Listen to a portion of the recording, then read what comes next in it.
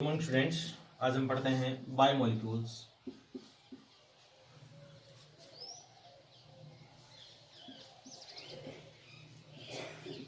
ठीक है, तो 11वीं क्लास का टॉपिक है ये, 11th बायो का। और इसके अंदर ये जो यूनिट चली हुई हमारी, इसके अंदर दो चैप्टर पूरे पढ़ चुके हैं, एक सेल का और दूसरा सेल डिवीजन या सेल साइकिल।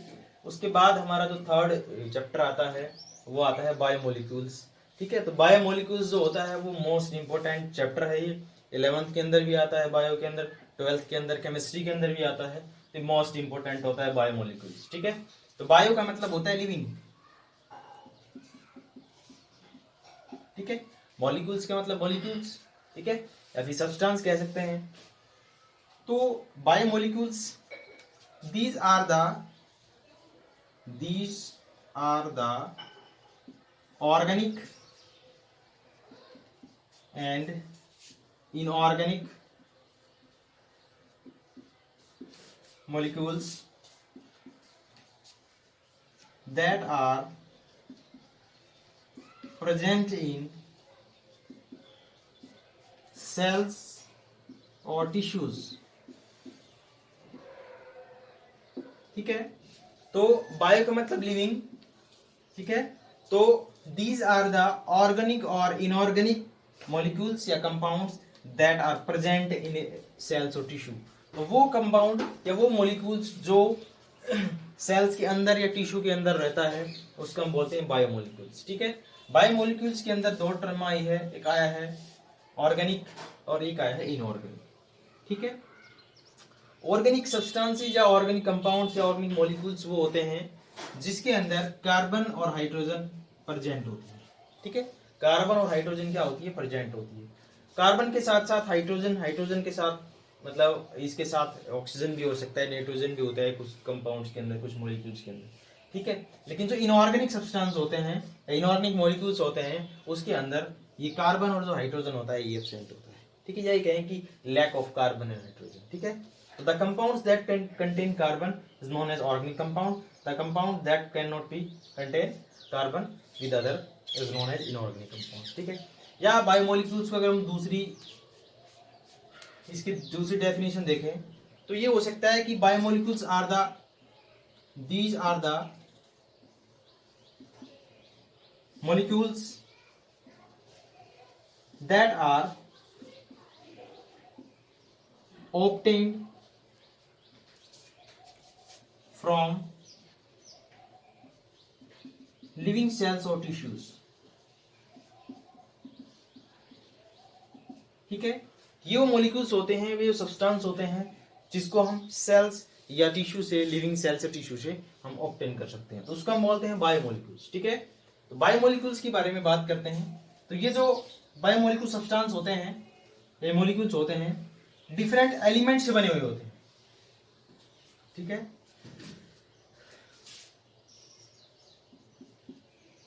these substances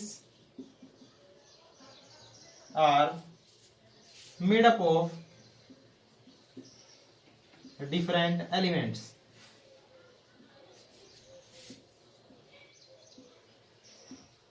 ठीक है, एलिमेंट्स वो होता है जो एक टाइप के एटम और मॉलिक्यूल से मिलकर बना हुआ होता है। फॉर एग्जांपल्स आयरन, ठीक है, हाइड्रोजन, ऑक्सीजन, ये क्या है, एलिमेंट है। ठीक है, तो ये जो बायोमोलिक्यूल्स होते हैं ये डिफरेंट एलिमेंट्स से मिलके बने हुए होते हैं। ठीक है, एलिमेंट्स के बारे में बात कर रहे हैं तो हाइड्रोजन, ऑक्सीजन हो गया, सोडियम, पोटेशियम, डिफरेंट टाइप के जो इनऑर्गेनिक और जो ऑर्गेनिक मॉलिक्यूल्स के बारे में बात कर रहे हैं और डिफरेंट एलिमेंट से मिलके बने हुए होते हैं। ठीक है, लेकिन अगर हम बात करें कि अर्थ क्रस्ट की, ठीक है, और हम बात करें लिविंग बॉडी की, लिविंग मतलब ह्यूमन बॉडी ले लेते हैं। ठीक है, अर्थ क्रस्ट के अंदर भी ऑक्सीजन होता है, आपको पता है, हमारी बॉडी के अंदर भी ऑक्सीजन होता है। ठीक है, अर्थ क्रस्ट के अंदर हाइड्रोजन होता है, हमारी बॉडी के अंदर भी हाइड्रोजन होता है।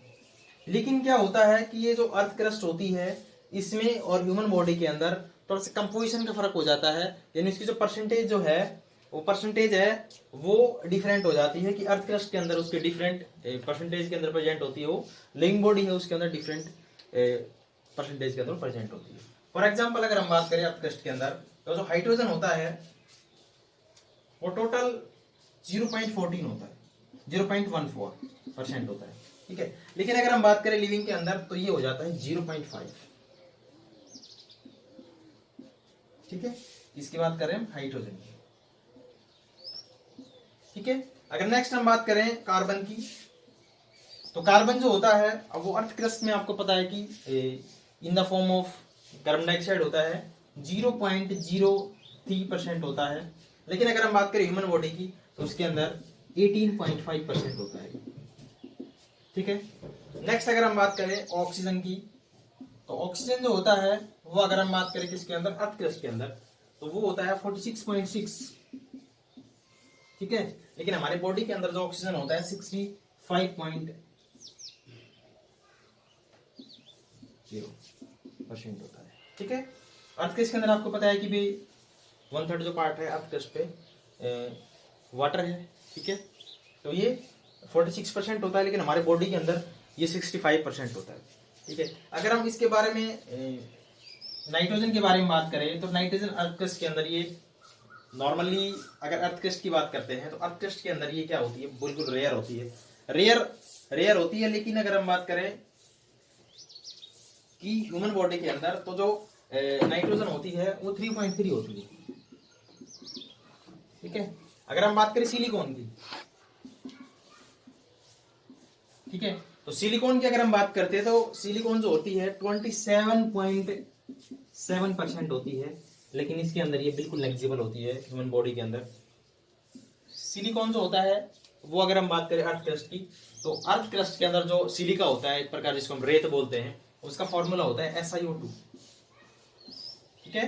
तो सिलिकॉन जो होती है अर्थ क्रस्ट के अंदर 27.7% होती है, ठीक है। और लेकिन अगर हम बात करें ह्यूमन बॉडी के अंदर तो सिलिकॉन जो होता है ह्यूमन बॉडी के अंदर बिल्कुल नेग्लिजिबल होता है, ठीक है। अगर हम बात करें सोडियम की, सोडियम जो होता है 2.8% होता है अर्थ क्रस्ट के अंदर। लेकिन अगर हम बात करते हैं लिविंग बॉडी की, तो लिविंग बॉडी के अंदर 0.2% होता है, ठीक है। तो क्या है कि ये कैल्शियम की अगर हम बात करें तो 3.6% होता है ये, ठीक है। और अगर ह्यूमन बॉडी की बात करें तो 1.5% होता है, ठीक है। तो डिफरेंट जो कंपाउंड्स हैं, अगर हम बात करें कि ह्यूमन बॉडी के अंदर जो एलिमेंट्स हैं, ठीक है, उन एलिमेंट्स की परसेंटेज जो है हमारी बॉडीज के अंदर डिफरेंट होती है, अर्थ क्रस्ट के अंदर वो डिफरेंट होते हैं, ठीक है। लेकिन ऑक्सीजन सेम होता है कि भाई अगर इसके अंदर ऑक्सीजन है तो उसी टाइप का ऑक्सीजन हमारे बॉडी के अंदर मिलेगा, लेकिन उनकी जो परसेंटेज होती है वो क्या हो जाती है, डिफर हो जाती है, ठीक है। नेक्स्ट इसके अंदर आता है टाइप्स ऑफ बायोमोलिक्यूल्स, ठीक है, types of biomolecules.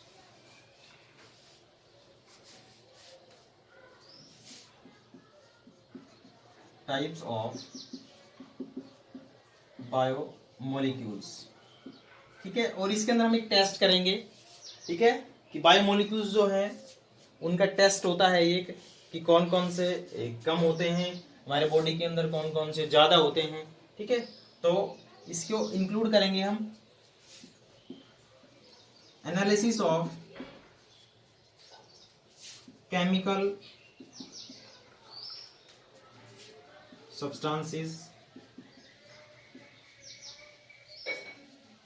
for their contribution in living cells or tissue, ठीक है। तो अगर हम बात करें टाइप ऑफ बायोमोलिक्यूल्स की, तो उनके लिए हम टेस्ट करेंगे कि कौन कौन से जो होते हैं इनऑर्गेनिक या ऑर्गेनिक कंपाउंड्स, माइक्रो बायोमोलिक्यूल्स या मैक्रो बायोमोलिक्यूल्स, तो वो कौन कौन से मोलिक्यूल्स होते हैं जो हमारी बॉडी के अंदर रेयर प्रेजेंट होते हैं या फिर मतलब मैक्रो कंडीशन के अंदर प्रेजेंट होते हैं। तो अगर हम बात करते हैं कि टेस्ट करते हैं एक, वो टेस्ट के अंदर क्या होता है कि सबसे पहले हम टिश्यू लेते हैं, टिश्यू ले लिया हमने। टिश्यू किसका लेंगे, अगर लिविंग बॉडी का ले रहे हैं ह्यूमन का तो लीवर टिश्यू लेंगे, ठीक है। अगर प्लांट ले रहे हैं तो प्लांट की लीफ का टिश्यू लेंगे, ठीक है, क्लियर है। यहां से इस टिश्यू को हम ग्राइंड करेंगे, grinding of tissue in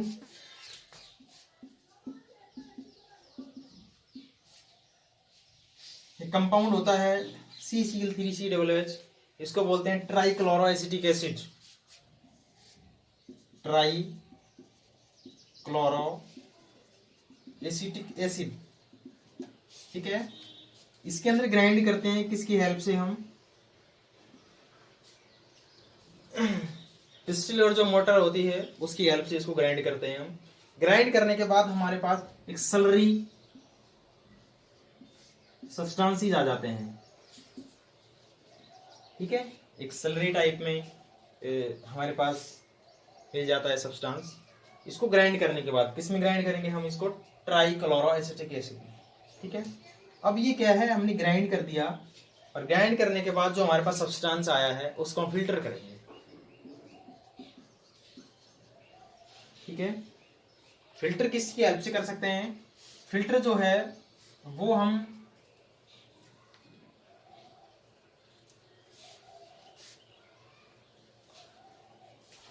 fine cloth है उसकी हेल्प से कर सकते हैं, ठीक है, या फिर हम इसको पेपर्स की हेल्प से कर सकते हैं, जो फिल्टर पेपर होता है उसकी हेल्प से भी। हमने क्या किया, इसको फिल्टर कर दिया, ठीक है। फिल्टर करने के बाद क्या होता है कि दो टाइप के हमारे पास पार्ट मिलते हैं। फर्स्ट पार्ट तो वो मिलता है जो फिल्टर हो गया है नीचे की तरफ, फिल्ट्रेट पार्ट, ठीक है। दूसरा पार्ट हो गया है वो जो फिल्टर नहीं हुआ है और उसको हम बोलते हैं पैलेट, ठीक है। कि भाई हमने कोई भी हमारे पास क्लॉथ था, उस पे सब्सटेंस को रखा, फिल्टर कर दिया, तो हमारे पास एक तो ये वाला जो सब्सटेंस है जो फिल्टर नहीं हुआ है, और एक वो जो इसके अंदर फिल्टर हो गया है, ठीक है। दो टाइप के मिलते हैं ना, ठीक है। अगर चाय बनाते हो आप तो उसके अंदर क्या होता है कि जो छलनी होती है उसमें से अगर चाय को छानते हो आप तो टी होती है, उसके अंदर जो लिक्विड पार्ट होता है वो नीचे की तरफ चला जाता है, ठीक है। जो सोल्यूबल होता है या फिर जो मतलब मिल्क और उसके अंदर जो सोल्यूबल पार्ट होता है वो नीचे की तरफ फिल्ट्रेट हो जाता है, लेकिन ऊपर जो चाय पत्ती होती है, ठीक है, टी होती है, वो ऊपर रह जाती है, ठीक है, जो कि क्या है मतलब इनसोल्यूबल फॉर्म में जो होते हैं ऊपर रह जाते हैं वो, ठीक है। तो फिल्ट्रेट जो फिल्टर हो गया है, पैलेट जो ऊपर की तरफ बच गया है, ठीक है, रिमेनिंग पार्ट जो है। अब क्या है कि इसको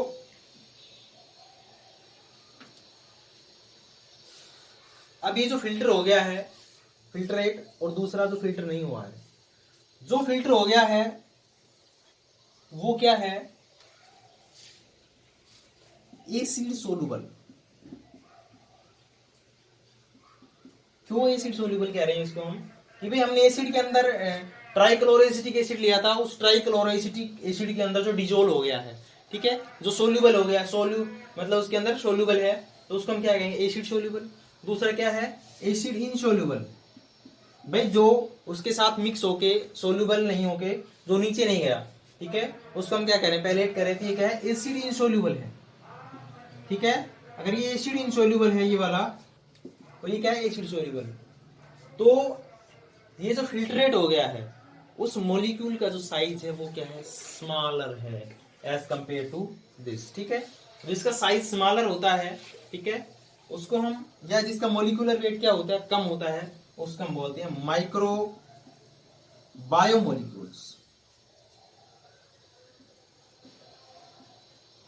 ठीक है, या इसको माइक्रो मॉलिक्यूल्स भी बोल सकते हैं, ठीक है। दूसरा क्या है हमारे पास, मैक्रो मॉलिक्यूल्स, ठीक है, या फिर मैक्रो बायो मॉलिक्यूल्स, ठीक है। ये क्या है, एसिड सोल्यूबल है, ये एसिड इनसोल्यूबल है, ठीक है। ये हमारे पास माइक्रो मॉलिक्यूल्स का है, हमने इसको हमने मैक्रो मॉलिक्यूल्स का है, ठीक है।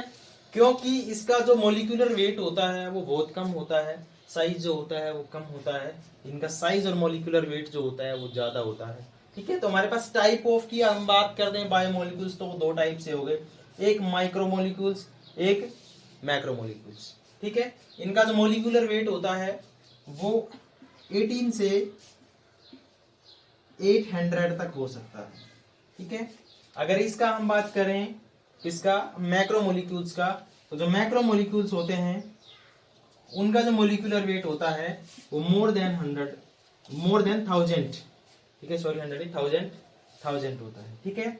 जिसका मोलिकुलर वेट मिनिमम 18 हो और मैक्सिमम क्या हो 800 हो, ठीक है। तो उसको हम बोल सकते हैं मैक्रोमोलिक्यूल्स। इसका मोलिकुलर वेट मोर देन 1000 हो उसको हम बोलते हैं मैक्रोमोलिक्यूल्स, ठीक है। अगर हम बात करें कि ये माइक्रोमोलिक्यूल्स, ठीक है, माइक्रो का मतलब होता है जिसका साइज स्मॉलर होता है, मैक्रो का मतलब होता है जिसका साइज क्या होता है लार्जर होता है, ठीक है। माइक्रो का मतलब स्मॉलर और मैक्रो का मतलब लार्जर, ठीक है। तो ये जो माइक्रोमोलिक्यूल्स होते हैं ये एसिड सोल्यूबल होते हैं, साइज इनका यहां तक होता है। जो मैक्रोमोलिक्यूल्स होते हैं उसका साइज बड़ा होता है, मोलिकुलर वेट उनका मोर देन 1000 होता है। दूसरा ये जो मोलिक्यूल्स होते हैं ये एसिड इनसोल्यूबल होते हैं। अगर हम बात करें एग्जांपल्स की, तो एग्जांपल्स के अंदर जितने भी इनऑर्गेनिक कंपाउंड्स होते हैं, फॉर एग्जांपल सोडियम, कैल्शियम, ठीक है, H2O, जिनका मोलिकुलर वेट कम होता है तो इसको हम बोलते हैं कि ये क्या है माइक्रोमोलिक्यूल्स, ठीक है। इनका वेट मोलिकुलर वेट ज्यादा होता है तो इसके अंदर आता है लिपिड, ठीक है, प्रोटीन, कार्बोहाइड्रेट और पॉलीसेकेराइड्स,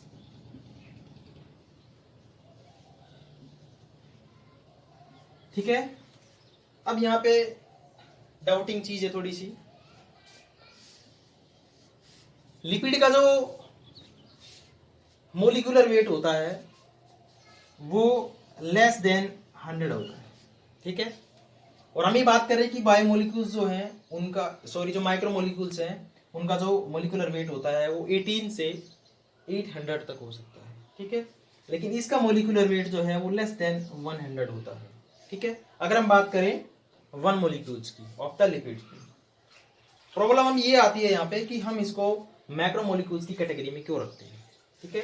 तो मैक्रोमोलिक्यूल्स की कैटेगरी में इसको इसलिए रखा जाता है कि ये जो, अगर हम सिंगल की बात करते हैं तो सिंगल जो लिपिड होता है उसका मोलिकुलर वेट लेस देन 100 होता है, लेकिन क्या है कि ये बंडल्स फॉर्म में प्रेजेंट होता है और बहुत सारे पॉलीमरिक फॉर्म में आ जाते हैं ये, तो इसी वजह से बंडल फॉर्म में रहते हैं तो मोलिकुलर वेट जो होता है, नेट मोलिकुलर वेट इसका ज्यादा होता है, ठीक है। आपको पता है कि हमने पढ़ाया हुआ है आपको कि लास्ट जो हमारा चैप्टर था उसके अंदर सेल आया था, सेल के अंदर क्या है कि जो सेल मेम्ब्रेन होती है उसके अंदर भी लाइपोप्रोटीन यानी लिपिड की बनी हुई होती है, वो लिपिड प्रोटीन की, ठीक है। जो ऑर्गेनेल्स होते हैं उनकी जो मेम्ब्रेन्स होती है वो भी इसी की बनी हुई होती है, ठीक है। प्रोटोप्लाज्म जो होता है वो भी लिपिड्स प्रेजेंट होता है उसके अंदर। तो क्या है कि सेल्स के अंदर बहुत सारा लिपिड्स प्रेजेंट होता है। तो जो नेट मोलिकुलर वेट की बात करते हैं तो जो नेट मोलिकुलर वेट आता है वो क्या आता है इसका बहुत ज्यादा हो जाता है, तो बंडल फॉर्म में होता है ये, इसी वजह से इसको मैक्रोमोलिक्यूल्स की कैटेगरी में रखते हैं, ठीक है। या माइक्रो बायोमोलिक्यूल्स को ये भी बोला जा सकता है कि जो रेयर प्रेजेंट होते हैं, रेयर अमाउंट के अंदर, ये क्या होते हैं एक्सेस के अंदर होते हैं थोड़े से, ठीक है, अबंडेंटली प्रेजेंट होते हैं ये, ठीक है। तो ये हमारे पास हो गया दो टाइप के माइक्रोमोलिक्यूल्स और मैक्रोमोलिक्यूल्स या मैक्रो बायोमोलिक्यूल्स, ठीक है। इसके बाद आता है कि इनऑर्गेनिक कंपाउंड जो है उसका टेस्ट कैसे करेंगे कि उसके अंदर रियल के अंदर इनऑर्गेनिक कंपाउंड्स होता है या नहीं होता है, ठीक है। तो ये टेस्ट एक और है इसके अंदर,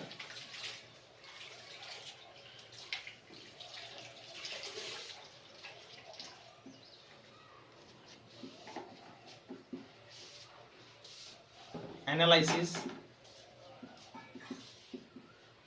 to presence of inorganic compound,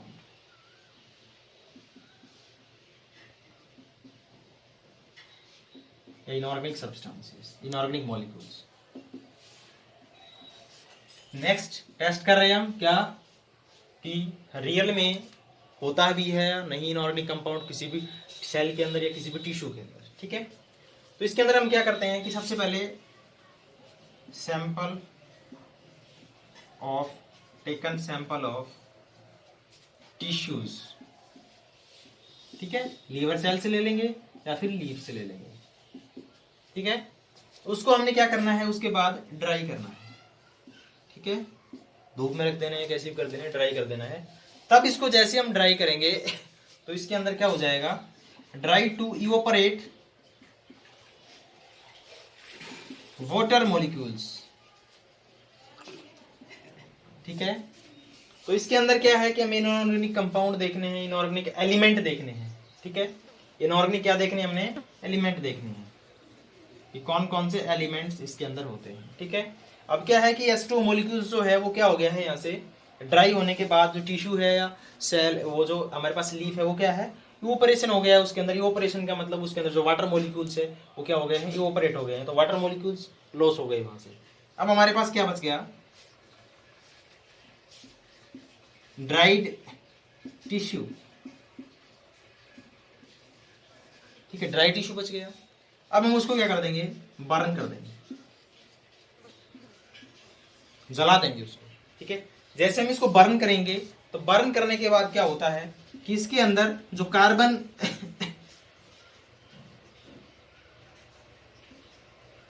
जो कार्बन है वो क्या हो जाएगी, ऑक्सीडाइज हो जाएगी और CO2 के फॉर्म में क्या हो गई, वो वहां से रिमूव हो गई। उसके साथ साथ अगर H2 मॉलिक्यूल्स भी है तो वो वेपर की फॉर्म में वहां से रिमूव हो जाएगा, ठीक है। हमारे पास क्या बचा है, एक हमारे पास एस बच गया है, ठीक है। एस का मतलब जो राख होती है किसी चीज को जलाने के बाद रिमेनिंग जो पार्ट होता है उसको एस बोलते हैं, ठीक है। उस एस का हम अगर टेस्टिंग करते हैं, डिफरेंट इनऑर्गेनिक एलिमेंट्स मिलते हैं हमें, फॉर एग्जांपल हमें मिलता है मैग्नीशियम, ठीक है, कैल्शियम, ठीक है, पोटाशियम, ठीक है। तो डिफरेंट टाइप के हमें क्या मिलते हैं, इनऑर्गेनिक एलिमेंट मिलते हैं, इनऑर्गेनिक सब्सटेंस मिलते हैं। तो ये टेस्ट हो गया कि हाँ लिविंग टिश्यू जो होते हैं उन लिविंग टिश्यू के अंदर क्या होता है, कि लिविंग टिश्यू के अंदर क्या होता है, इनऑर्गेनिक कंपाउंड भी या इनऑर्गेनिक मॉलिक्यूल्स भी, इनऑर्गेनिक सब्सटेंस भी क्या होता है, प्रेजेंट होता है, ठीक है। तो बायोमोलिक्यूल्स के अंदर आज हम इतना ही पढ़ने वाले हैं। दो हमने टेस्ट किए हैं, एक टाइप पढ़ा है, टेस्ट के बेसिस पे टाइप पढ़ा है हमने, ठीक है। तो ये जो होते हैं ये एसिड के अंदर सोल्यूबल होते हैं, लेकिन जो ऑर्गेनिक कंपाउंड्स होते हैं, वो ऑर्गेनिक सब्सटेंस या ऑर्गेनिक मॉलिक्यूल्स होते हैं, वो क्या होते हैं, इनसोल्यूबल होते हैं, ठीक है। तो ये हमने बायोमोलिक्यूल्स का इंट्रोडक्शन पढ़ा है। Thanks for today.